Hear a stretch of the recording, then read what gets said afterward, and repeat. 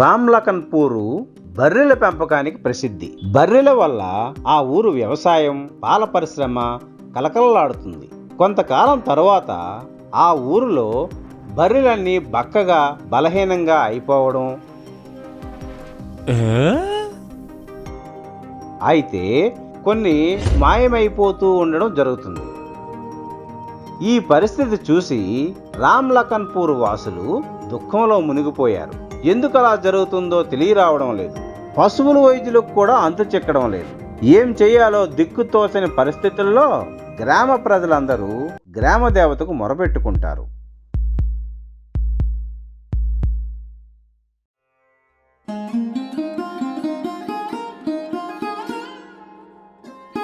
అమ్మా దేశ తల్లి, కొత్త పరమ పైడి తల్లి, మా బాధ ఆలకించండి తల్లి, మా మొర వినండి తల్లి. అమ్మా తల్లి, గ్రామ దేవత. ఆ చెట్టు దగ్గర ప్రజలంతా ఊగిపోతూ, ఈలలు వేస్తూ, డప్పులు కొడుతూ, డ్యాన్సులతో తల్లి ప్రసన్నం కోసం ఎదురు చూస్తారు. అప్పుడు కొంతసేపటికి గ్రామదేవత ప్రత్యక్షమవుతుంది. ప్రజలారా, ఏమిటి, ఎందుకు దుఃఖంతో ఉన్నారు? అమ్మా తల్లి, మీ దయ వల్ల మన ఊరు బర్రెలకు ప్రసిద్ధి అయినది. అవే మాకు జీవనాధారం. అలాంటి బర్రెలకు ఏమైందో గాని ఉన్నట్టుండి రాత్రికి రాత్రే బక్కగా బలహీనంగా అయిపోతున్నాయి. కొన్నైతే మాయమైపోతున్నాయి. ఈ విపత్తు నుండి మీరే మమ్మల్ని కాపాడాలి తల్లి. అమ్మా మీరే కాపాడాలి తల్లి. తప్పకుండా, అది నా బాధ్యత. మీరు వెళ్ళి హాయిగా నిద్రపోండి. అలా ఆ గ్రామదేవత నుండి అందిన భరోసా కారణంగా ఆ రాత్రి ఆ గ్రామ ప్రజలు హాయిగా నిద్రపోతారు. దేవత బర్రెల దగ్గర కాపు కాస్తుంది.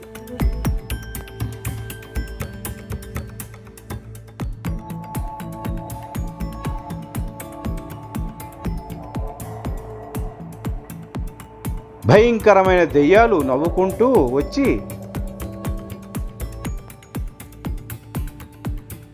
బర్రెల రక్తాన్ని తాగేస్తాయి. అప్పుడు గ్రామదేవత ఆ దెయ్యాలతో యుద్ధం చేస్తుంది.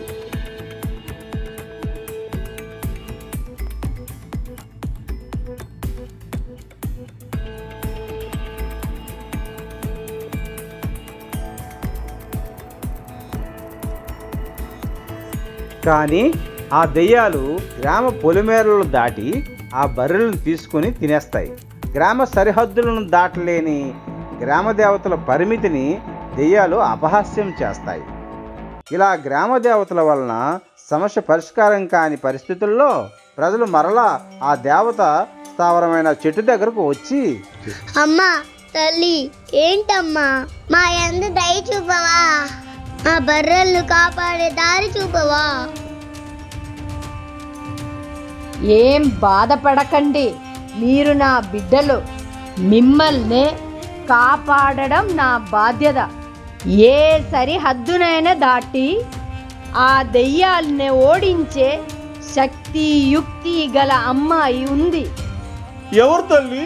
పేరేంటి? బర్రెలక్క. బర్రెలక్క? ఎవరు? మన ఊరిలో బర్రెలక్క పేరు గల వాళ్ళు ఎవరు లేరే? ఆ బర్రెలక్క ఈ ఊరిలో కాదు, అల్లాపూర్లో ఉంది.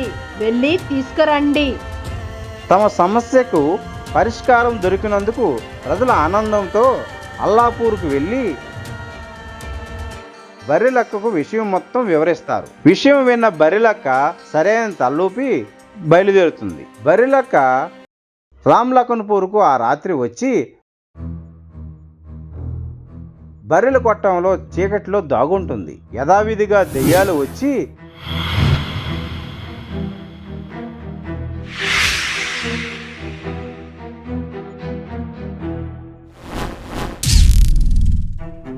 బర్రెలక్క దెయ్యంతో తీవ్ర పోరాటం చేయగా